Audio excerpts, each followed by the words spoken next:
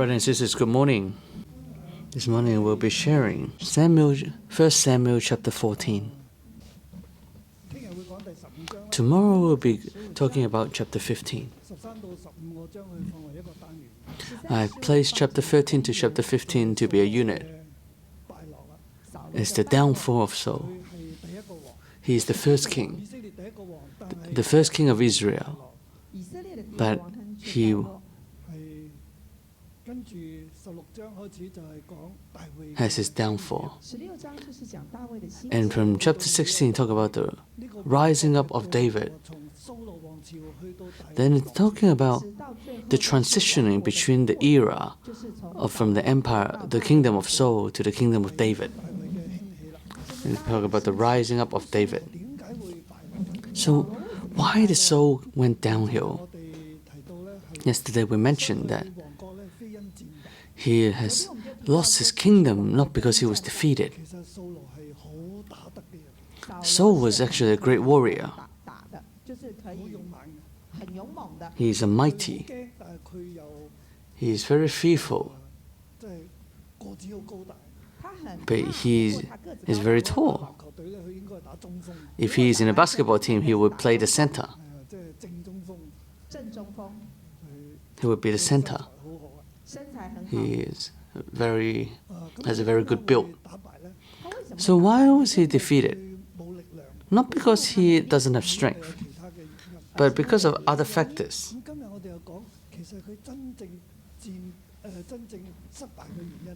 And today we look at the cause of his failure. This is a long chapter with 52 verses. We can actually divide up into 5 paragraphs, but I've divided into 3 paragraphs this morning. But let me first share the title of this chapter.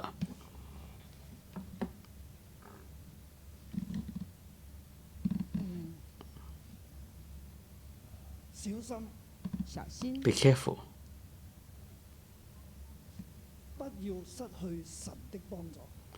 Don't lose God's help.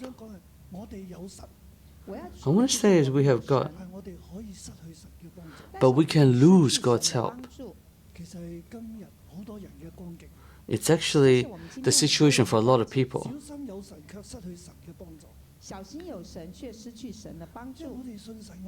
Be careful, we have God, but we lose the help of God.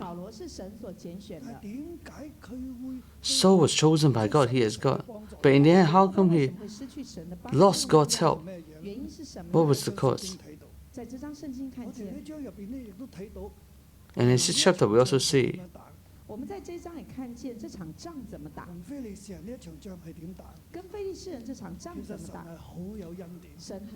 God is very gracious. How does he fight the Philistines? But Saul has lost God's help. We're going to be careful that we are chosen by God. Today, 6-1 is chosen by God. But we're going to be careful not to lose God's help.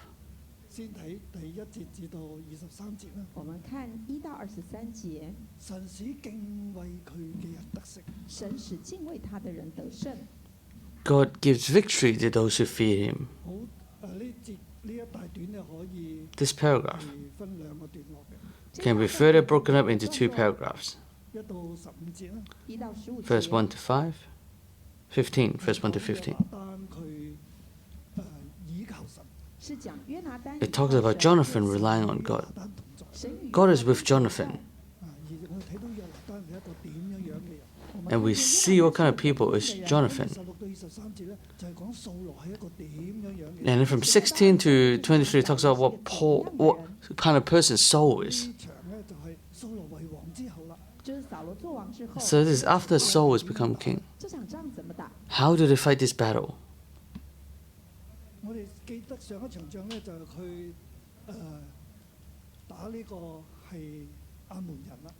Remember the last battle fight the Ammonite. And in that battle he was crowned king. But after he became king, this is a battle against the Philistines. How do they fight this battle?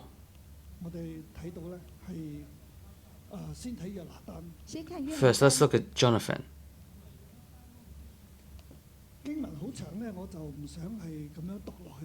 The scripture is very long, so I wouldn't read it verse by verse. From verse 1 to 15. And one day,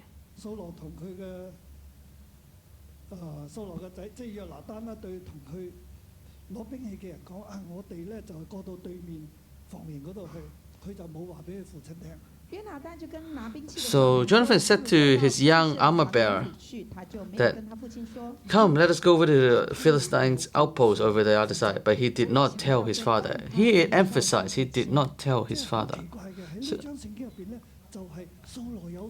So this is very strange. That this chapter, Jonathan does his own thing and Saul does his own thing. What Jonathan does, Saul is not aware. And what Saul has said, Jonathan is not aware.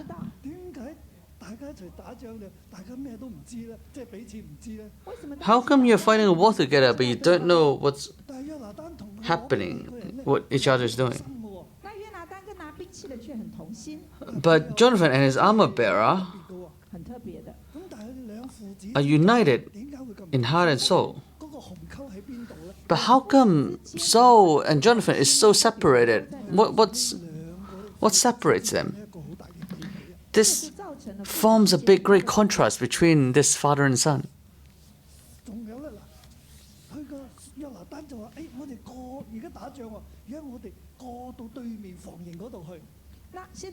So we're at war, and Jonathan said, "Let's go over to the outpost on the other side, to the enemy's camp." Where's God?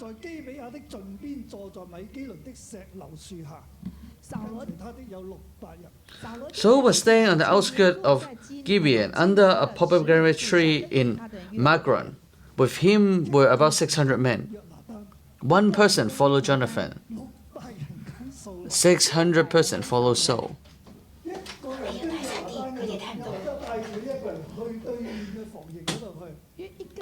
So one person, Jonathan took one person to the other side.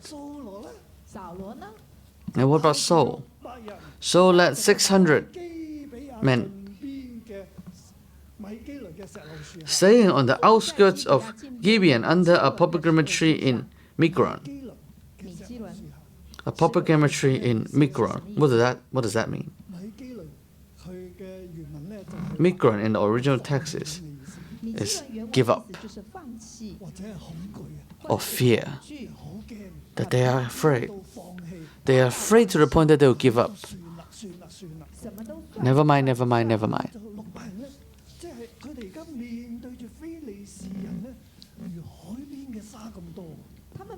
They are facing the Philistines. They are as numerous as the sand. And they meet them. One of them say, "We'll cross over." The son, which is the son, cross over. But the father sat there under a pomegranate tree in Migron. That place is called giving up. Never mind. We just say, never mind. And really, that there's no courage. They are actually at war. And he led 600 people, but Jonathan led one person. When I read this scripture, what is this showing? Saul's problem. With Jonathan, it reveals the problem of Saul. Using Jonathan to reveal the problem of Saul. And the son is with his armor bearer. And they went out. Even though I've only just got one person following me, but they went out. Saul has 600 men, but they're sitting there being afraid. Next to them is a priest. at a time of war. And he is holding on to the priest. And Jonathan brought the armor bearer. So one of them is holding onto weapons and armor, and the other is holding onto the priest. But the one who holds onto the priest is not Samuel, but the one that has been forsaken. He is the grandson of Eli. God has a curse for the house of Eli. So this priest is cursed.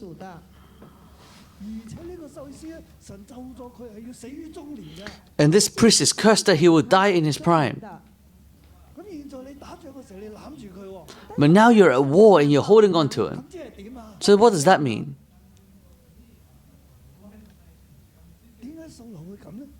Why was Saul like that? When we read on, we will see.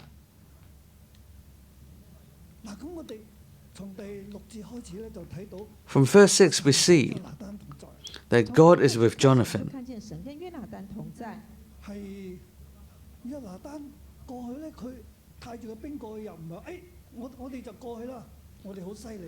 When Jonathan took his young armor bearer over, he didn't take him and say, we are mighty, let's go. Well, we're going to meet the enemy. We are at war. How can we have victory? He said that nothing can hinder the Lord from saving, whether by many or by few. If we went over, if God gave us a sign, we will reveal ourselves when we cross over towards them. If they say, wait there, that means God didn't give them into our hands. Then we better flee. But if they see us, they know that we're Hebrews, we're the enemy. They might recognize me. And if they tell me, come up to us, that would be our sign that the Lord has given them into our hands. And God is with us. And then both of us will go up.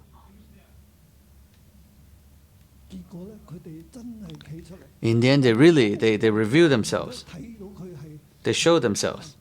And the enemy saw that this is Jonathan. And the guards were saying, come up to us, and we will teach you a lesson. And they feel that the Lord has given them into their hands. And with this sign, this proof, that God is with them.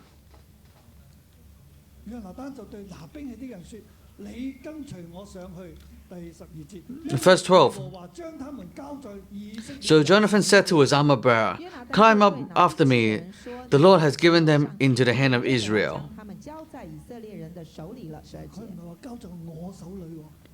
He's not saying that give it into my hand.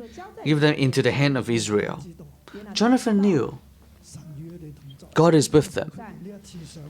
And when they go up, God has given the Philistines into the hand of Israel. The war has begun and victory has begun. Victory depends on the Lord. It's not depending on many or by few. And when we go up there, it will bring about total victory. The Philistines will be defeated because God has given them to the hands of Israel.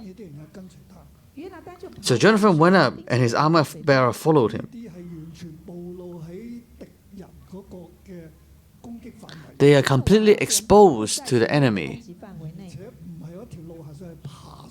And they do not go up, they actually climb up.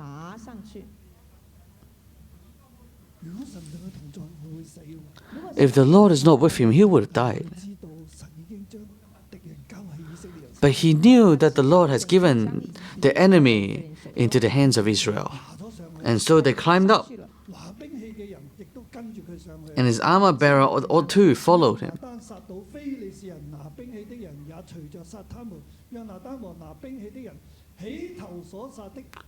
The Philistine fell before Jonathan, and his armor-bearer followed and killed behind him. In the first attack, Jonathan and his armor-bearer killed some 20 men in the area of about half an acre.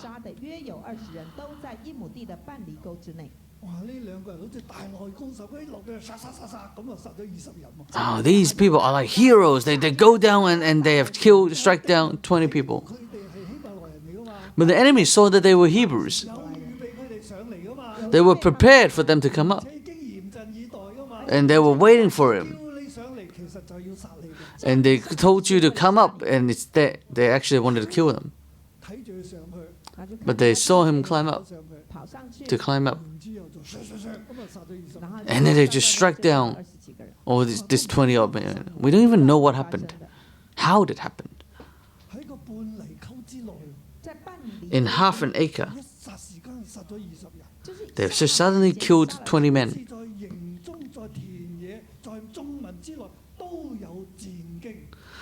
Then panic struck the whole army, those in the camp and field, and those in the outposts and raiding parties. This panic were in the camp, the field, the whole army. So from the army to the field to all the people.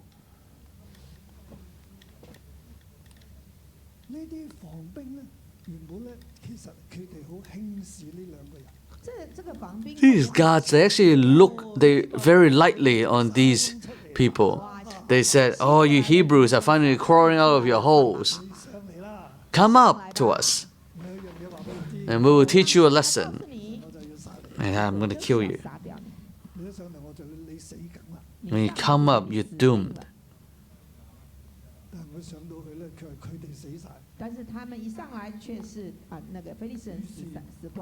But when they come out, the Philistines died.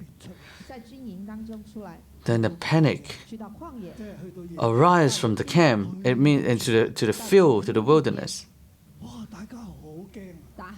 Everyone was so scared. And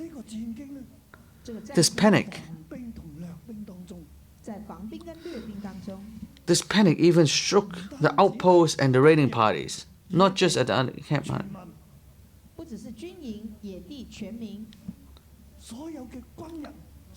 Not just the camp and the field. Everyone was scared.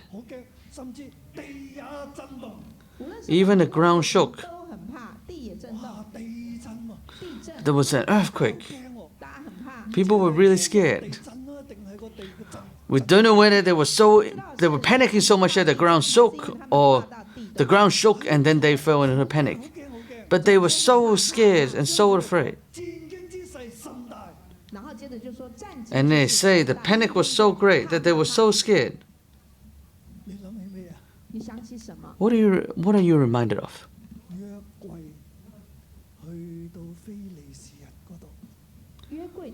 The ark went to the Philistines, and God has attacked the Philistines with tumors, and their gods Dagon fought and fell. He cannot escape. Do you remember? They were so afraid. They were so afraid to the point of death. Now there's just two people. They went up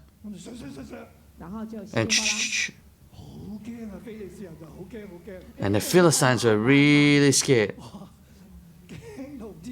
They were so scared they don't know what to do. There was a great panic that took over them. The army melted away. This is God being with Jonathan. There's just two people.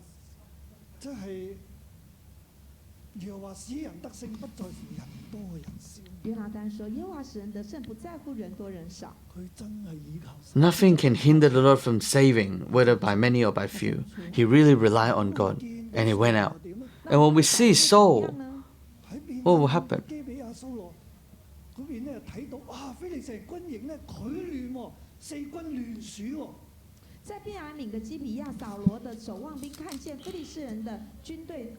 At Saul's lookout at Gilbine in Benjamin, saw the army melting away in all directions. So then Saul mustered the army, the forces, and see who had left us. And then they discovered it was Jonathan. And what did Saul do? Now that shows that we are at war. How come Jonathan rushed out? Come, we got to go into battle. Bring the ark, bring the ark.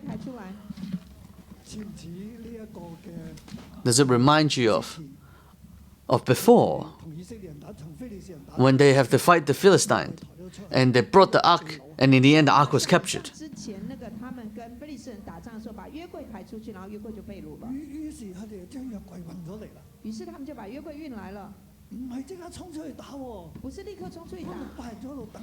They didn't rush out and fight. The 600 men were waiting for the ark. And as they wait, the ark came.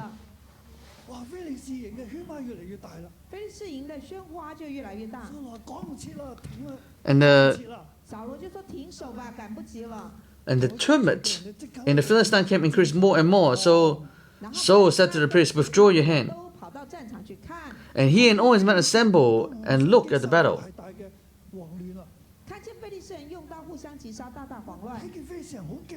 They saw the Philistines were really scared and they were killing each other.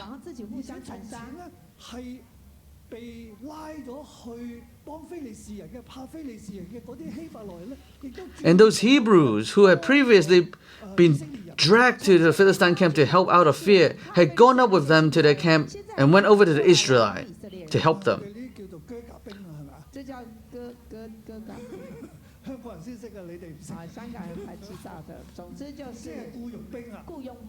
So these are mercenaries.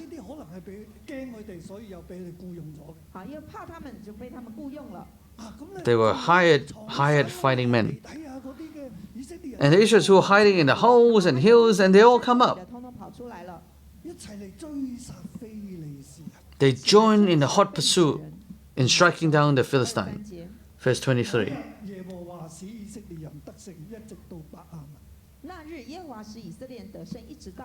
So on that day the Lord saved Israel, and the battle moved on beyond Beth Aven. God gave victory to those who feared him. Who is the one who feared the Lord? It's Jonathan, not Saul.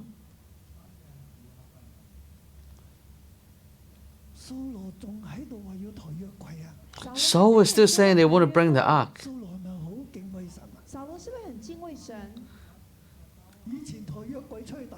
Did Saul fear the Lord? Before they have tried bringing out the ark and it didn't work. They are still having superstitions over the ark. They still want to control God. Yesterday we shared that you cannot control God, but he still doesn't have faith. This Saul doesn't know God, but his son does. He's trying to hold on to the priest and the ark. He's the king.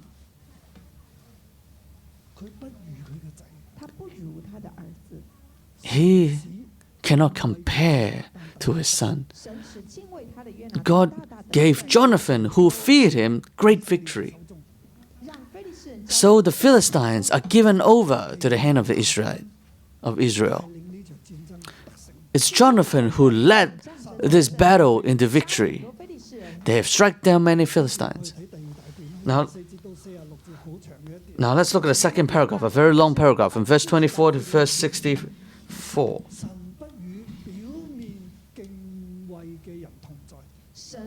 God is not with those who only fear him in the surface, or God is not with those who does not truly fear him.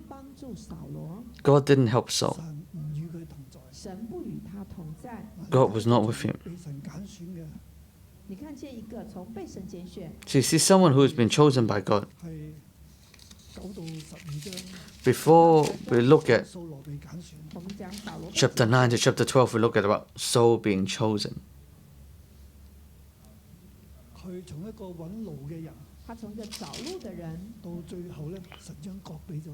He went from someone looking for a donkey. In the end, God gave him a kingdom. And now, God is no longer with him.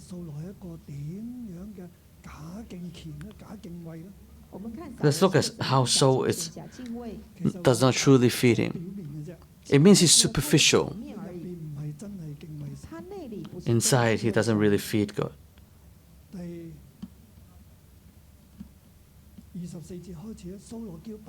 From verse 24, Saul has bind the people with an oath.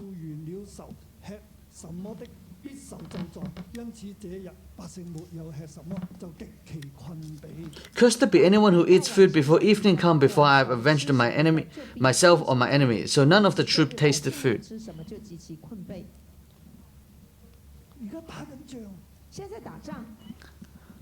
They're at war. They need strength for battle. To run, you need strength. Without strength, you cannot run. And when they have to run, when they have to exert strength, Saul has bind the people with an oath. To say that we have to kill all the enemies before they eat, or they will be cursed. As a result, on that day, none of the troops tasted food, and they were faint.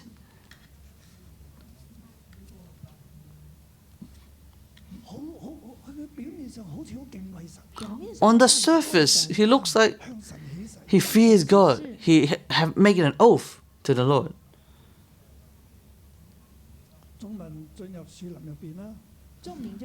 And the entire army entered the woods. And you see Jonathan. Jonathan did not hear that his father has bounded the people with the oath.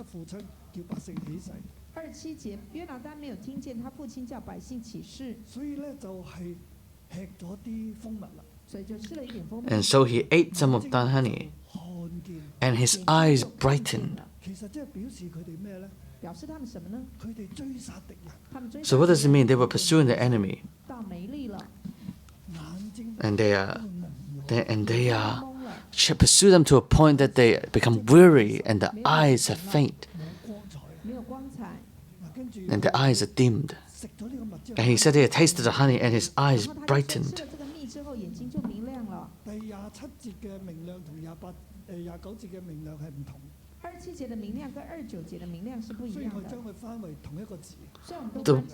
The word in verse 27 and verse 29, we translate it into the same word, brighten, but the word is actually different.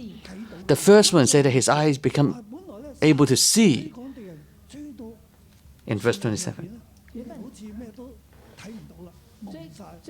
When they pursue the enemy into the woods, it's as though they can't see anything. Their eyes are dimmed. And it means their eyes cannot focus. But when he tasted the honey, and he gets some sugar into his blood, then his strength is renewed, and then he can see.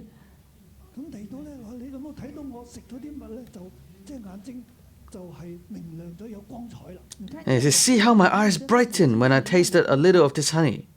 He said, Jonathan said, my father has made trouble for the country. He told us not to eat, it has trouble for us. When I ate and my eyes are brightened, I can see. Verse 30.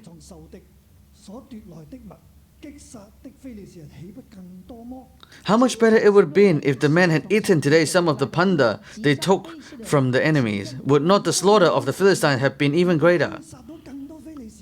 Had we eaten, we could have killed more Philistines.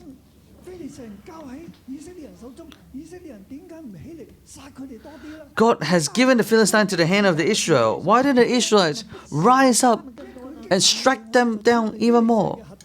Strike them all down so that we are delivered from the hand of the Philistine. Verse 31 says,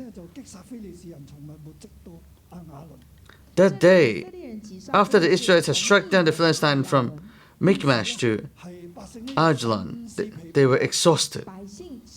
They were exhausted. And when Jonathan ate, and they ate, and they pounced on the plunder, taking sheep and cattle and calves. Well, this is during the battle. They were pursuing the enemy. So they didn't have time to handle their food. They ate them together with the blood still in them. They were so hungry and they were trying to save time. This is the time of battle. So quickly eat and then rise up and fight again. So they ate with the blood still in it. But here, Saul has a problem. On the surface, he feared the Lord. They are on the surface, he's obeying the Lord. Do not eat the meat that has blood in it and sin against the Lord. So he said, roll a large stone over here at once. Then bring your cattle and sheep and slaughter them here and eat them. Do not sin against the Lord by eating the meat with blood still in it. And there he made an altar for the Lord. He built an altar for the Lord. And poured the blood on the altar. And here it says this is the first time he had done this. He could have built an altar a long time ago.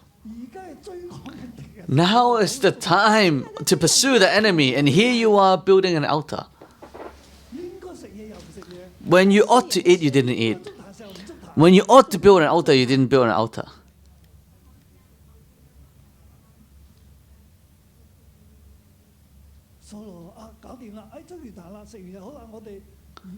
And after they built the altar, after they ate the enemy, they said, okay, all this is done, then we'll pursue the enemy.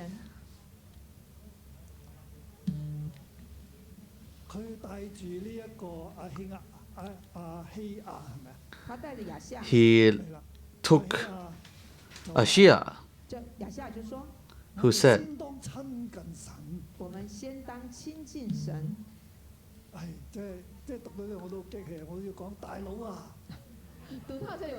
we said we must seek the Lord first.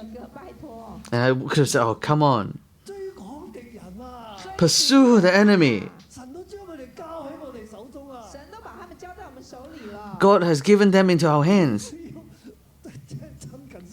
Now let us inquire of God here. Okay, let's wait upon the Lord.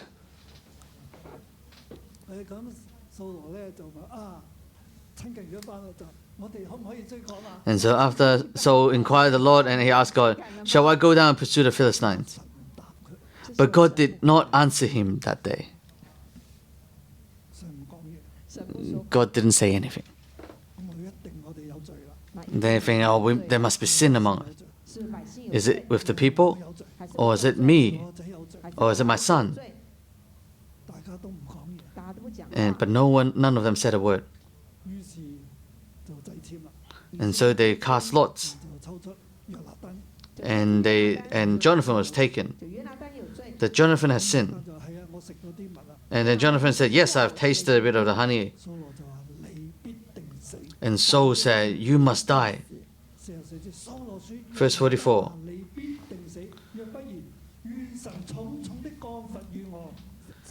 May God deal with me, be it ever so severely, if you do not die, Jonathan. Can you see? On the surface, he shall put God first, then people, then the earth. I made an oath, and you have broken it.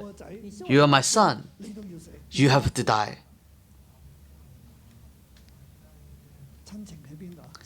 Where is the love of a family? This is fake godliness. You are foolish to make such an oath. You are at war. God would not be so unreasonable. Your oath is actually manipulation. You are trying to manipulate God. You're trying to manipulate the people. You have no kindness. You're out of your mind.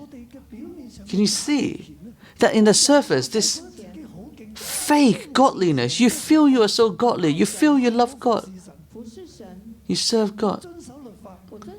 You obey the law. And you make an oath.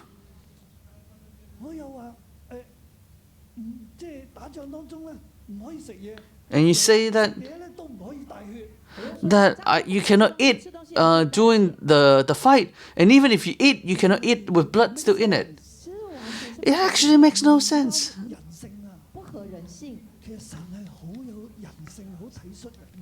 God is very understanding to mankind. He is kind and merciful. But we as people, we care not about these things, but we are concerned with the law. And that they have made an oath, then we must keep it. Even if this is my son, I will have to sacrifice him. Can you see our weakness? Can you see our foolishness? Here I want to remind us, brothers and sisters of 611, God really used us. God has chosen us. But we must be careful. Be careful to have God yet lose God's help. Do not deceive ourselves with our fake godliness. Do not try to control or manipulate God with our false godliness. We do not have to appear to be very godly before people. Why is Saul having this fake godliness? He is afraid that the people will desert him. He needs power. He needs the people of number. He needs warriors. He needs the hearts of the people. This is what he wanted. What he lacks is his heart is not after God. This is what he lacks. His heart is not following behind God.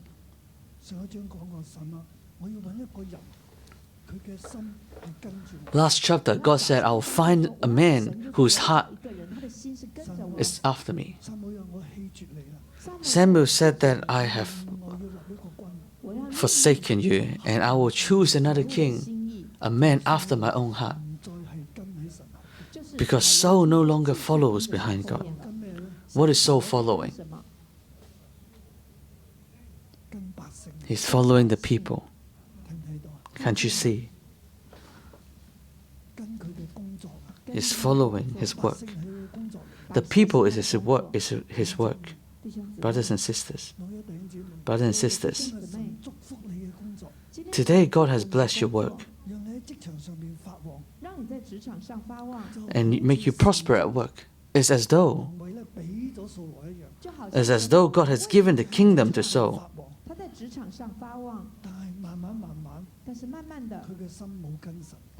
Gradually, his heart doesn't follow God anymore. He's following his work. And now, for the sake of his work, then Jonathan said, you will die.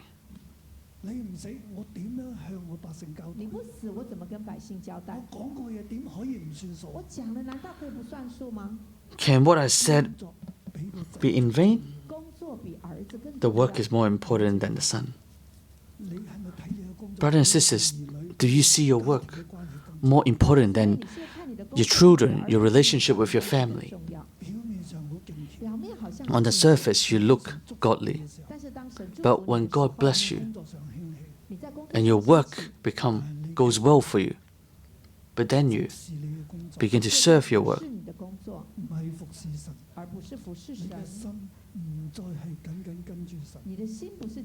your heart is not following God, but you're following the world.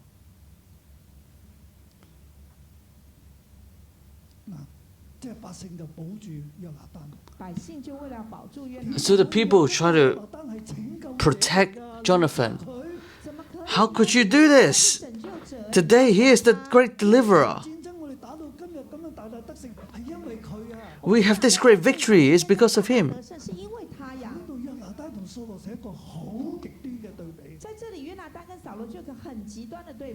So this is a great contrast.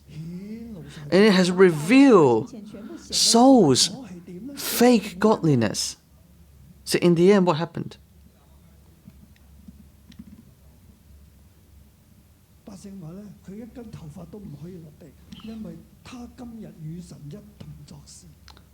The people said that as surely as the Lord lived, not a hair of his head will fall to the ground, for he did this today with God's help.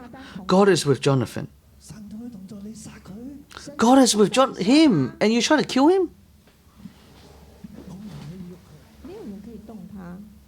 No one can lay a hand on him.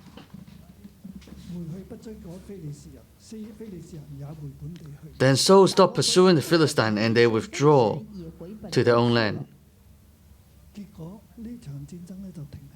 In the end, the war stopped there.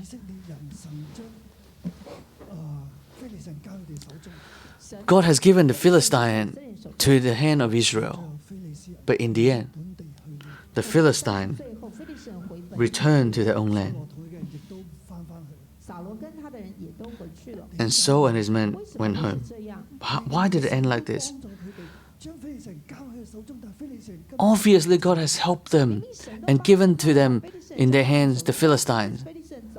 But how come these Philistines can return to their land? Because of Saul's fake righteousness.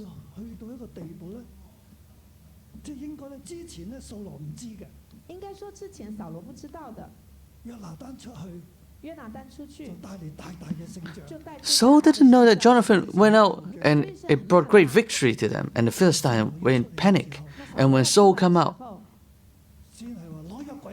firstly they say, bring the ark. Okay, there's no time, stop. And you look at the people who were fighting, and the Philistines were like that.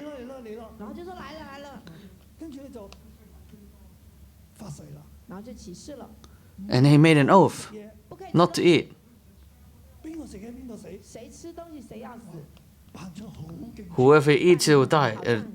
It appears to be godly. But Jonathan ate because he didn't know that Saul had said these things, and the people ate. The army ate. And then, and he said, we need to find out who has eaten.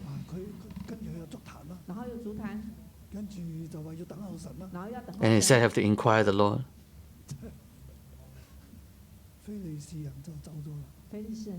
And the Philistine left.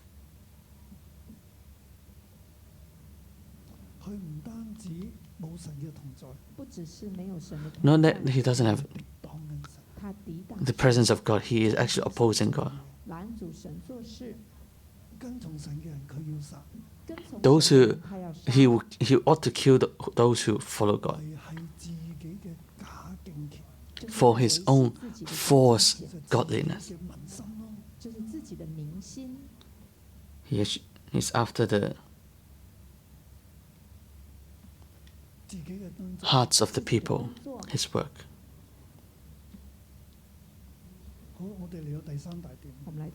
And we go to the third paragraph.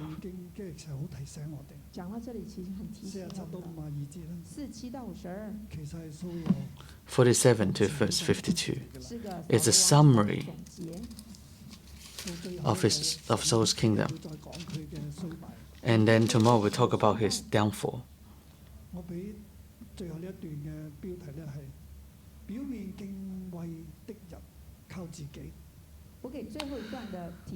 The title I give it is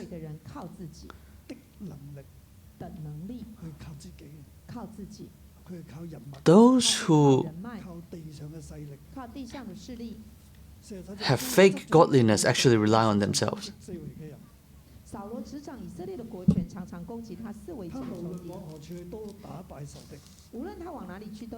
After Saul assumed rule over Israel, he fought against the enemy on every side. He inflicted punishment on them on every side. Verse 49 to the end, to 52 talks about his end. And that's all for Saul. Who were his sons, who were his daughters, who was his wife, who was the commander of his army.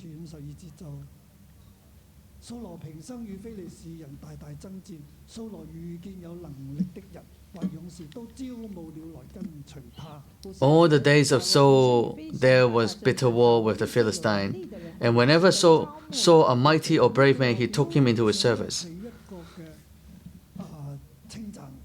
On the surface, it looks like a compliment. He loves talented people.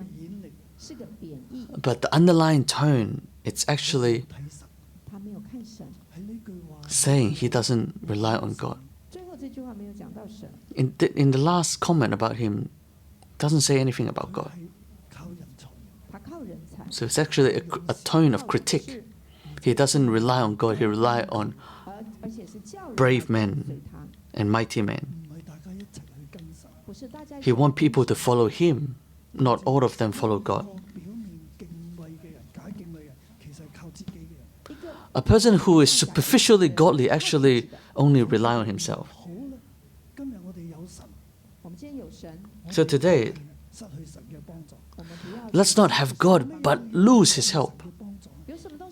What will make us lose God's help?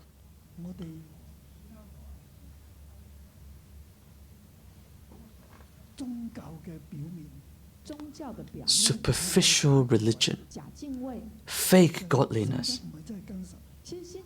That in your heart you don't really follow God. And what you're holding on is the people. What you trust is power and not God. Jonathan trusts God. His father Saul trusts in people. When he sees mighty people, he takes hold of them.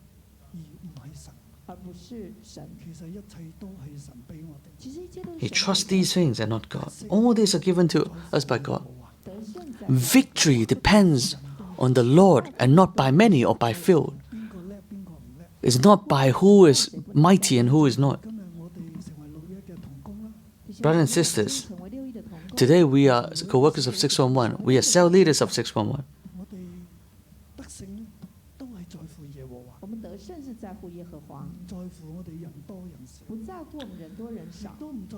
We have victory is by the Lord, not by many or by few or by how smart or how powerful you are.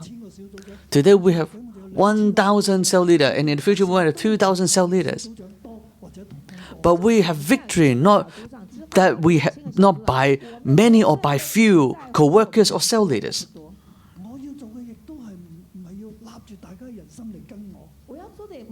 And what I'm doing is not to win over the hearts of the people to follow me. We know what gives us victory.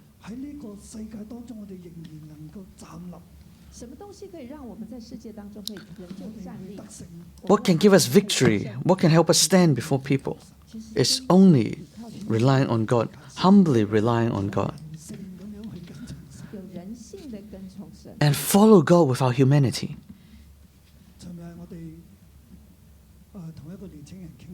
Yesterday we were having a chat with a youth. And this youth say that they want to immigrate overseas. This youth say that he feels hopeless for the future of Hong Kong. After I heard this, I feel saddened. But I said to him, I was young once. Before 1997, I too was afraid and I immigrated. I lost the dream of my youth when I was in primary school. And I know that after 1997, Hong Kong will return to China. Then I work out how old would I be at 1997. I will be at the age of 40. So I made a decision. In this transition process, I will rise up.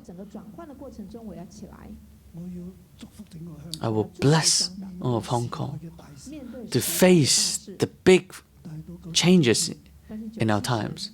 But in 1997, I was so afraid and I left.